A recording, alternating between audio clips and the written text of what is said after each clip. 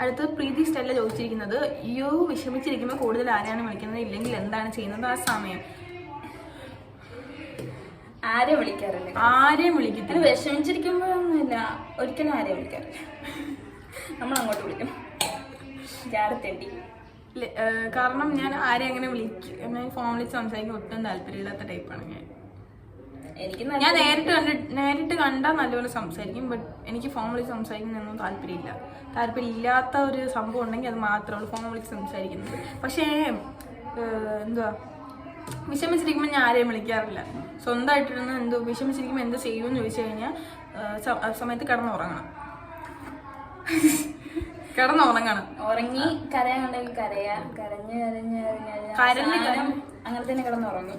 എഴുന്നേക്കും, പിന്നെ ചായ കുടിക്കും. പിന്നെ എന്ന് വെച്ചാൽ ഒരു 2 മണിയൊക്കെ ആകുമ്പോഴേ 2 മണിയൊക്കെ ആകുമ്പോഴത്തേക്കും നമുക്ക് ഇങ്ങനെ ഓർമ്മയൊക്കെ വരുമല്ലോ, ഇങ്ങനെ വിഷമം വരും. അപ്പൊ വിഷമം വരുമ്പോൾ കരയണം. കരഞ്ഞതിന് ശേഷം കരഞ്ഞ് കിടന്നുറങ്ങും. അത് കഴിഞ്ഞ് രാവിലെ എണീറ്റ് ഒരു ചായ കുടിക്കുമ്പോൾ എല്ലാ പ്രശ്നങ്ങളും പമ്പ കിടക്കും. സോ നമുക്ക് ആരെയും വിളിച്ച് വിഷമം പറയേണ്ട ആവശ്യം വരത്തില്ല.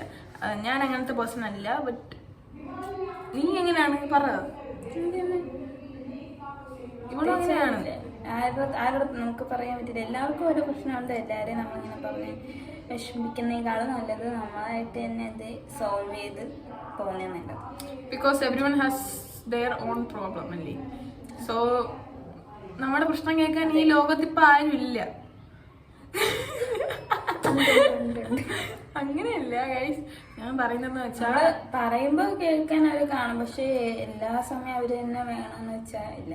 അപ്പൊ ഇത്ര അല്ലല്ലോ. അപ്പൊ നമ്മുടെ കാര്യം നമ്മൾ തന്നെ ഒന്ന് നോക്കി പോവാത്രേ. ബിക്കോസ് നമുക്ക് ആരെയും അധികം അങ്ങനെ ട്രസ്റ്റ് ചെയ്യാൻ പാടില്ല. ട്രസ്റ്റ് ചെയ്യാനും പറ്റത്തില്ല. അതാണ് ഞാൻ പഠിച്ചിട്ടുള്ള പാഠങ്ങൾ. അതെ മൈ ടെസ്റ്റിംഗ്. അടുത്ത പ്രീതി സ്റ്റെല്ലാണ് ചോദിച്ചിട്ടുള്ള, സൺഡേ ആയിട്ട് പള്ളിയിലൊക്കെ പോയോ, എന്താ സ്പെഷ്യൽ ഫുഡ്, വീട്ടിൽ നന്നായി കുക്ക് ചെയ്യുന്നത് ആരെ? ഞാൻ പറയട്ടെ, സൺഡേ ആയിട്ട് ഞങ്ങൾ പള്ളിയിൽ പോയെന്ന് പറഞ്ഞു കഴിഞ്ഞാൽ അത് വലിയൊരു നുണയായി പോകും. കാരണം ഇവിടെ വെള്ളമൊന്നും ഇല്ല. ട്രിവാൻഡ്രത്ത് ഇപ്പൊ 4 ദിവസമായി വെള്ളം. പിന്നെ എന്റെ പപ്പ വേറെ എവിടെ നിൽക്കുകയാണ് പിടിച്ചിട്ട് വരുന്നത്. സോ ഞങ്ങള് ഫുഡ് അങ്ങനെ സ്പെഷ്യലായിട്ടൊന്നും വച്ചില്ല. ചോറും മീൻകറിയും ഓഫ് കോഴ്സ് എപ്പോഴത്തേക്കും. പിന്നെ വീട്ടിൽ നന്നായിട്ട് കുക്ക് ചെയ്യുന്നതാരാ? ഞങ്ങൾ രണ്ടുപേരും നന്നായിട്ട് കുക്ക് ചെയ്യാറുണ്ട്. ഞാനും എൻ്റെ അനിയത്തിയും. എൻ്റെ ഇതില് ഞാൻ തന്നെയാണ്. ഞങ്ങള് രണ്ടുപേരും കുക്ക് ചെയ്യും. ബട്ട് ഇവള് ഓണായിട്ടാണ് കുക്ക് ചെയ്യുന്നത്. ബട്ട് ഞാൻ യൂട്യൂബ് ഉണ്ടെങ്കിൽ പൊളിക്ക്. ഞാൻ കൊച്ചിലെ എനിക്ക് കുക്കിംഗ് ഭയങ്കര താല്പര്യമുള്ളതാണ്. കൊച്ചിലെ ഞാൻ തുടങ്ങിയതാണ്. ഞാൻ തുടങ്ങിയതാണ് ഫുഡും വയ്ക്കുന്നതും ഇതൊക്കെ. പിന്നെ അമ്മ കുറച്ച് പഠിപ്പിച്ചിട്ടുണ്ടായിരുന്നു. പിന്നെ പാരമ്പര്യമായിട്ട് കിട്ടിയതാണെന്ന് ചോദിച്ചു കഴിഞ്ഞാൽ അല്ല. പക്ഷെ ഞങ്ങളുടെ ആൻറ്റി നന്നായിട്ട് കുക്ക് ചെയ്യായിരുന്നു. Of super. ആൻറ്റിയുടെ ഫുഡ് നല്ല രസമാണ്. അമ്മയുടെ ഫുഡിനേക്കാളും ഇടയ്ക്ക് പറയാം, പിന്നെ കുഴപ്പമൊന്നുമില്ല. അമ്മയുടെ ഫുഡിനെ പറ്റി ആൻറ്റിയുടെ ഫുഡ് നല്ല രസമാണ്. ചുമ്മാ ഗൈസ്, ഞങ്ങൾക്ക് ഒരു ആൻറ്റി ഉള്ളൂ. നല്ല പണി സെറ്റ് വന്നിരിക്കുന്നുണ്ട്, കല്ലും വെള്ളമൊക്കെ കുത്തുന്നുണ്ട്.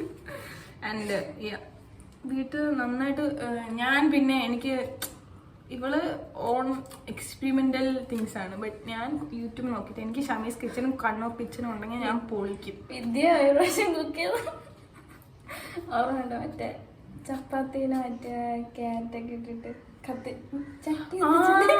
ഓ മൈ ഗോഡ്, എനിക്ക് ഇപ്പോഴും അത് ഓർമ്മയുണ്ട്. അത് ഞാൻ കുഞ്ഞിലായിരുന്നു കേട്ടോ. കുഞ്ഞിന്റെ വേറൊരു കാര്യം, മിക്സിങ്ങനെ തുറന്നു വെച്ചിട്ട് മിക്സി സ്റ്റോറേജ് ഫുള്ളായി. ആൻഡ് കൊച്ചിലെന്ന് പറയുമ്പോൾ എല്ലാവരും അങ്ങനെ അധികം അങ്ങനെ കുക്കൊന്നും ചെയ്യത്തില്ലല്ലോ. ഞാനും ചപ്പാത്തിയിൽ ക്യാരറ്റൊക്കെ അരിഞ്ഞിട്ടിട്ട് ഞാൻ ചട്ടിയിലിട്ട് വച്ചായിരുന്നു.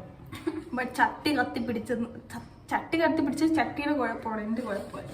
അതെ, എൻ്റെ മിക്സി തുറന്നു വെച്ച് മിക്സി ആട്ടുക, അങ്ങനത്തെ പല വിനോദങ്ങളും എനിക്കുണ്ടായിരുന്നു. ഇപ്പം ഞാൻ അടിപൊളിയാണ്. എൻ്റെ ഇപ്പം വിദ്യയുടെ കുക്കിംഗ് ഒക്കെ നല്ല എല്ലാവർക്കും ഇഷ്ടമാണ്. എൻ്റെ ഫ്രണ്ട്സിനൊക്കെ ഭയങ്കര ഇഷ്ടമാണ്. അവള് ഞങ്ങളുടെ ഹോസ്റ്റലിൽ കൊണ്ടുവരും ഉണ്ടാക്കിയിട്ട്. നല്ല രസം. ഞാൻ പറയിപ്പിക്കുന്നതല്ല കേട്ടോ.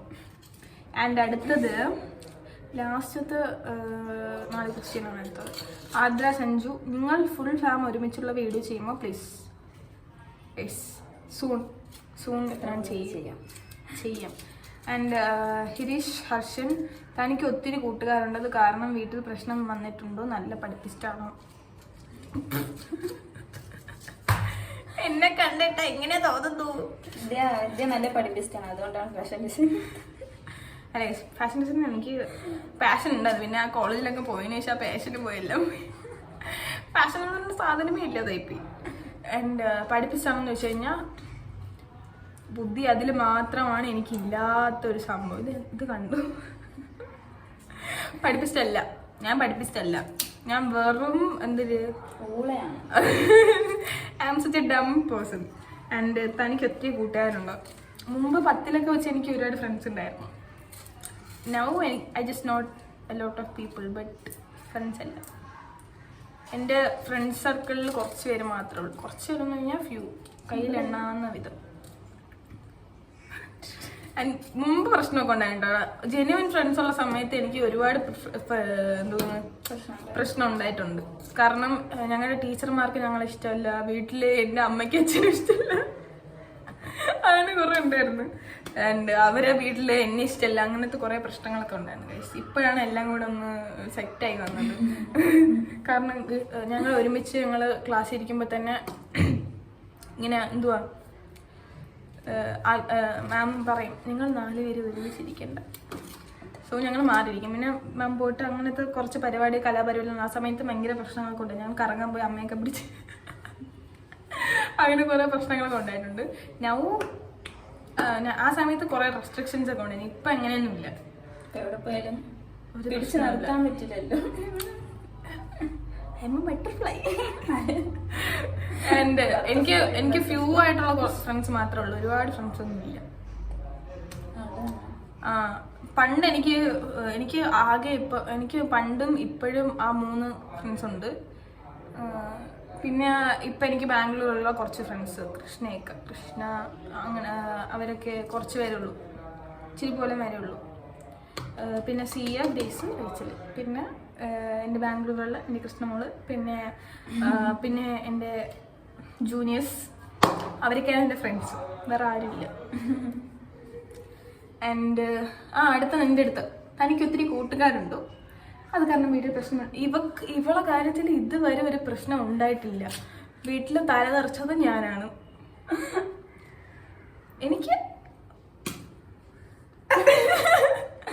എനിക്കങ്ങനെ അധികം ഫ്രണ്ട്സ് ഉണ്ടായിട്ടില്ല. 1, 2 ആ സോണിലാണ് ഞാൻ എപ്പോഴും പോകാറ്. അധികം പോകുന്നതും നമ്മുടെ ഹെൽത്തിൽ കാരണം ഞാനും അങ്ങനെയായിരുന്നു. ലൈക്ക് ഭയങ്കര എക്സ്ട്രീം എക്സ്ട്രോവേർട്ട് ടൈപ്പ് ആയിരുന്നു ഞാൻ. അങ്ങ് പോയി മിണ്ടുക, അങ്ങനത്തെ കുറച്ച് കാര്യങ്ങളൊക്കെ കൊണ്ട് അവസാനം മൂഞ്ചും പഠിക്കും. ഞാൻ എത്ര പറഞ്ഞാലും കേൾക്കില്ല. ഞങ്ങളെല്ലാവരും ഞങ്ങൾ രണ്ടുപേരും ഒരേ സ്കൂളിൽ നിന്നാണ് പോകുന്നത്. 1 തൊട്ട് 10 വരെ ആയാലും +1 +2 എല്ലാം ഒരേ സ്കൂളിലായിരുന്നു. പിന്നെ ഞാൻ എത്ര പറഞ്ഞാലും കേൾക്കില്ല. അങ്ങനെ പോട്ടെ, അവളുടെ ജീവിതം അവളെ ചൂസ് ചെയ്യട്ടെ, എൻ്റെ ജീവിതം. പക്ഷെ എൻ്റെ പണ്ടത്തെ ഫ്രണ്ട്സ് തങ്കം. ആഫ്റ്റർ 12th ശേഷം എനിക്ക് അങ്ങനെ ഒരുപാട് ഫ്രണ്ട്സ് ഒന്നും ഇല്ല. 12th എനിക്ക് 2-3 നല്ല ഫ്രണ്ട്സ് ഉണ്ടായിരുന്നു. അഞ്ചു, അങ്ങനെ കുറച്ച് പേര് എനിക്ക് ഫ്രണ്ട്സ് ആയിട്ട് ഉണ്ടായിരുന്നു. ബട്ട് എനിക്ക് 10th ഉണ്ടായിരുന്നൊക്കെ പറയുമ്പോണ്ടല്ലോ, ക്ലാസ് എയർപ്ലെയിൻ തോന്നുന്നു 10th ഉണ്ടെന്നൊക്കെ പറയുമ്പോഴത്തേക്കും they are like gold, diamond, platinum എന്നൊക്കെ പറയുന്നു. ലൈക്ക് എൻ്റെ ക്ലാസ് ഫുൾ എൻ്റെ ഫ്രണ്ട്സ് ആയിരുന്നു. ലൈക്ക് അങ്ങനെ പറയാം, ഞങ്ങളുടെ ക്ലാസ്സിൽ തന്നെ ഭയങ്കര ഗ്യാങ് ആയിരുന്നു. അങ്ങനെയില്ല, ഗ്യാങ് അങ്ങനെ ഭയങ്കര ഒരു വലിയൊരു ഗ്യാങ് ആയിരുന്നു. തലവേദന ഉദ്ദേശിച്ചത് ടീച്ചേഴ്സിനും പാരന്റ്സിനും തലവേദന ആയിട്ടുള്ള ഗ്യാങ്ങാണ് വിദ്യയുടെ ഗ്യാങ്. ഞാൻ അവിടെ നിന്ന് ഇറങ്ങിയതിന് ശേഷമാണ് ഇവളായിട്ടുള്ള പ്രശ്നമൊക്കെ ഞാൻ അറിഞ്ഞു തുടങ്ങിയത്. ഇത് എങ്ങനെയാണ് അതെന്താ ഒരു അർത്ഥം വെച്ചൊരു സംസാരം? അതങ്ങനെയായിരുന്നു. അതിനു മുമ്പ് വരെ ഇല്ലായിരുന്നു ഇങ്ങനത്തെ ഒരു സംഭവം. ഞാൻ ഇറങ്ങിയതിന് ശേഷമാണ് ഉണ്ടായിരുന്നത്. അതെ, ഞാൻ ഒരുപാട് അവിടെ അടിയും പിടിയും ആൻഡ് എന്തുവാ പിന്നെ വേറൊരു കാര്യം എന്ന് വെച്ചാൽ ഞാൻ അവിടെ നിൽക്കുന്നത് വരെ ആ സ്കൂളിൽ നിൽക്കുന്നവരെ ഒരു ടീച്ചേഴ്സ് പോലും എന്നെ കുറിച്ച് നല്ല കാര്യം പറയാറില്ല. ഞാൻ ഇറങ്ങിയതിന് ശേഷം പറയാറുണ്ട് നീ പിന്നീടല്ലേ അല്ല അത് ഞാൻ 10 ഒരു സ്കൂളിലാണ് പഠിച്ചത്. അത് കഴിഞ്ഞ് വേറൊരു സ്കൂളിലാണ് പോയത്. പക്ഷെ ഞങ്ങൾ രണ്ടുപേരും എന്നിട്ട് ഇവൾ +2 ഇറങ്ങിയപ്പോൾ ഞാൻ +1 അവിടെ ചേർന്നു. ബട്ട് അവരെല്ലാം പറയുന്നത് ചേച്ചി മാത്രം എന്താ എങ്ങനെ താനെന്താ ഇങ്ങനെ തലതെറിച്ച് പോയതെന്നൊക്കെയാണ് ചേച്ചിയോട് ഉണ്ടായിരുന്നപ്പോ അങ്ങനെ പറഞ്ഞിട്ടില്ല. ആൻഡ് ഞാൻ പറയുന്നത് ഇപ്പം എനിക്ക് കൺക്ലൂഷനായിട്ട് ഞാൻ പറഞ്ഞുതരാം. I don't have A lot of friends. Okay guys, എനിക്ക് ഇച്ചിരി പേര് മാത്രമേ ഉള്ളൂ. ലൈക്ക് കയ്യിലെണ്ണാന്ന് അത്ര വരെ ഉള്ളൂ. അങ്ങനെ ഒരുപാട് ഫ്രണ്ട്സ് ഉണ്ടാകാൻ എനിക്കിപ്പോൾ താല്പര്യമില്ല. ആൻഡ് നിഹാൽ മാത്യു ചോദിച്ചിരിക്കുന്നത് തനിക്ക് ഒത്തിരി സബ് ആകണം എന്നാണ് എൻ്റെ ആഗ്രഹം. മോർ വീഡിയോ ഇടണേ. എൻ്റെ അമ്മയ്ക്ക് നിങ്ങൾ രണ്ടുപേരുള്ള വീഡിയോസ് ഒത്തിരി ഇഷ്ടമായിട്ടോ. ഞാനുള്ളത് കൊണ്ടാണ് ഇഷ്ടപ്പെടുന്നത് എന്നാണ് ഉദ്ദേശിച്ചത്. Thank you so much guys, this made my day. എനിക്ക് ഒരുപാട് സബ്ബാകട്ടെ എന്ന് ഞാനും ആഗ്രഹിക്കുന്നു. ഞാൻ അനുഗ്രഹിക്കുന്നു. അമ്മയ്ക്കൊക്കെ ഇഷ്ടപ്പെടുന്നതെന്നൊക്കെ പറയുമ്പോൾ ഒരു വലിയ കാര്യമാണ്. സോ സാധാരണ ഒരു അമ്മമാർക്കുള്ള ഇഷ്ടമില്ല. എൻ്റെ അമ്മ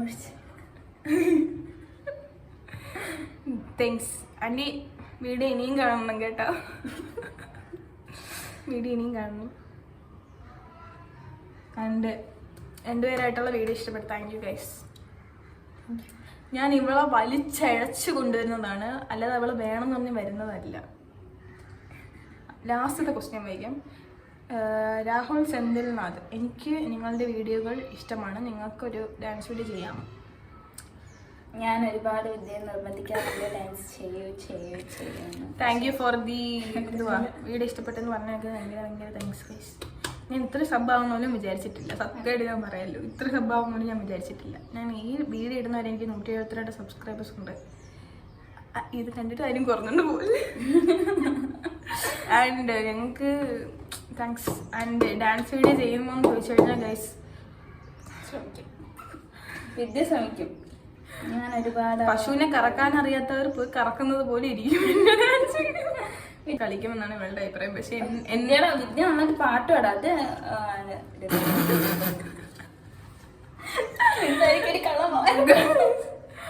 പാട്ട് പാടിക്കഴിഞ്ഞാൽ നിങ്ങൾ ഓടും. ഞാൻ എക്സ്പെരിമെന്റൽ തിങ്സ് ഞാൻ എൻ്റെ യൂട്യൂബ് ചാനൽ ചെയ്യാൻ ഞാൻ ആഗ്രഹിക്കുന്നില്ല ഗൈസ്. വിദ്യക്കുള്ള കഴിവ് ഡ്രോയിങ് ചെയ്യാൻ പറ്റും. ആ ഡ്രോയിങ് ചെയ്യാൻ പറ്റും എന്നൊരു ഇതിലാണ് ഫാഷൻ ഡിസൈനിങ് പോയത്. പക്ഷേ ഡ്രോയിങ് ഞാൻ മുമ്പ് നല്ല വരെ ചെയ്യുമായിരുന്നു. പക്ഷെ ഇപ്പം വെറും അലമ്പായിട്ട് വരെയാണ്. ഞാൻ ഭയങ്കര വേസ്റ്റാണ്. മുമ്പ് ഞാൻ നല്ലപോലെ ചെയ്യായിരുന്നു ഗൈസ്. മുമ്പ് അവള് വരയ്ക്കുന്നത് കണ്ടിട്ട് അവൻ ഞെട്ടിപ്പോകാറുണ്ട്. സെൻട്രലിനൊക്കെ വരയ്ക്കാറുണ്ട്. ഇപ്പം എന്തുവാ ഒരു സ്ട്രെയിറ്റ് ലൈൻ വരയ്ക്കുമ്പോ തന്നെ എനിക്ക് ഞാൻ വെറും ഒരു പാഴായിട്ട്. വിദ്യ ഹാർഡ് വർക്ക് ചെയ്യാറുണ്ട്. Only smart work. അതുകൊണ്ടാണ് അവള് ഇത്രയും എത്തിയത്. ഞാൻ ഇത്രയും കാലം എങ്ങനെ പാസ്സായെന്ന് പോലും എനിക്കറിയത്തില്ല. ഞങ്ങളൊക്കെ തുടല്ലേ കാല് മരവിച്ച് ആദ്യമേ പഠിച്ച അങ്ങനെയൊന്നുമല്ല. ഏറ്റവും അവസാനം എല്ലാവരും അല്ല, ഞങ്ങൾ മാത്രം ഏറ്റവും അവസാനം പഠിച്ച് ജയിക്കുന്നവരാ. അല്ലെങ്കിൽ സപ്ലൈ വെച്ച് തൊടല്ലേ കൈ കാല് മരവിച്ചിരിക്കുന്നെന്ന് പറ. ആൻഡ് നിങ്ങൾ കാണുന്ന പോലെ ഞങ്ങൾ ഇത്ര സ്നേഹവതികളല്ല. ഇത് കഴിഞ്ഞിട്ട് വേണം ഈ കിട്ടിയ അടിക്ക് തേച്ചു കൊടുക്കാൻ. ഞങ്ങൾ എപ്പോഴും അടിവെക്കും. സാധാരണ സിബ്ലിങ്സിനെ പോലെ തന്നെ എപ്പോഴും അടിവെക്കുന്ന മാത്രമേ ഞങ്ങൾക്കൊരു വിനോദമായിട്ടുള്ളൂ. ആൻഡ് ഞാൻ എൻ്റെ ചേച്ചിയുടെ ഒരു ക്വസ്റ്റ്യൻ ചോദിക്കട്ടെ. What you like about me?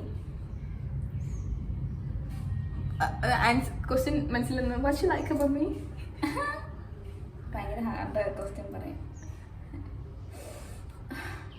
ഒന്നുമില്ല സത്യമായിട്ടും. ഇതിലെന്തോന്ന് എനിക്ക് ഇഷ്ടപ്പെടാൻ